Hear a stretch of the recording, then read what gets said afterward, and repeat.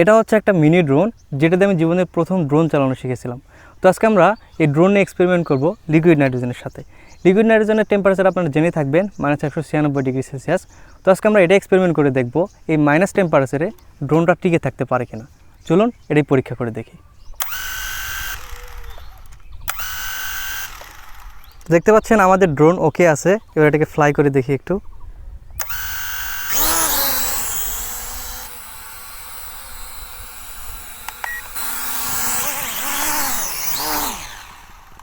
ওকে, এবার liquid nitrogen নিয়ে এটা টেস্ট করব। ড্রোন ওকে, এবার এরকম একটা পাত্রে ড্রোনকে রেখে দিলাম, পাওয়ার অন।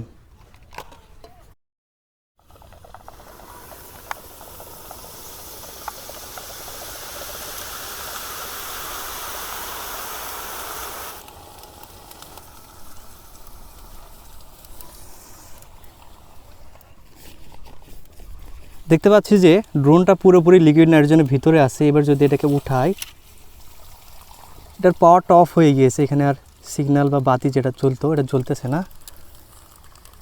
আচ্ছা, এটাকে আপাতত আমরা বাইরে কিছুক্ষণ রেখে দেই। দেখুন ড্রোনের কি অবস্থা হয়ে গিয়েছে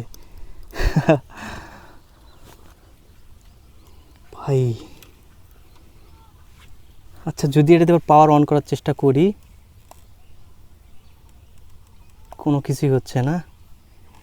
তো এটাকে গরম হওয়ার জন্য কিছুক্ষণ আমরা অপেক্ষা করি।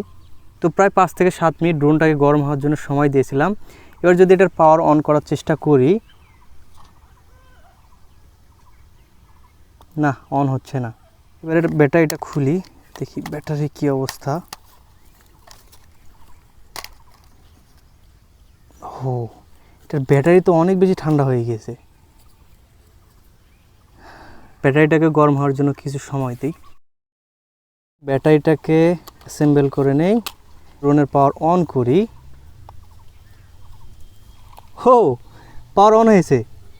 পাওয়ার যেহেতু অন হয়ে গেছে, এবার দেখি রিমোট দিয়ে কানেক্ট হয় কি না।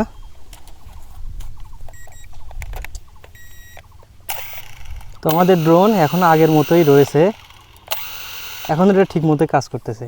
তো যে পাত্রে আমরা লিকুইড নাইট্রোজেন রেখেছিলাম, এই পাত্রের অবস্থায় দেখুন, মনে হচ্ছে এখানে একটা লেয়ার জমে গেছে।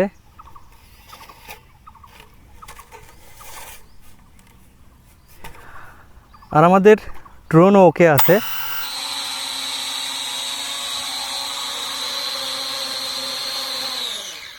তো এক্সপেরিমেন্ট থেকে আমরা বলতে পারি লিকুইড নাইট্রোজেনে একটা ড্রোন রাখার পরও ড্রোন সার্ভাইভ করতে পারে। তো ভিডিওটি এ পর্যন্তই। আশা করি ভিডিওটি ভালো লেগেছে। দেখা হবে পরবর্তী কোনো ভিডিওতে। আল্লাহ হাফেজ।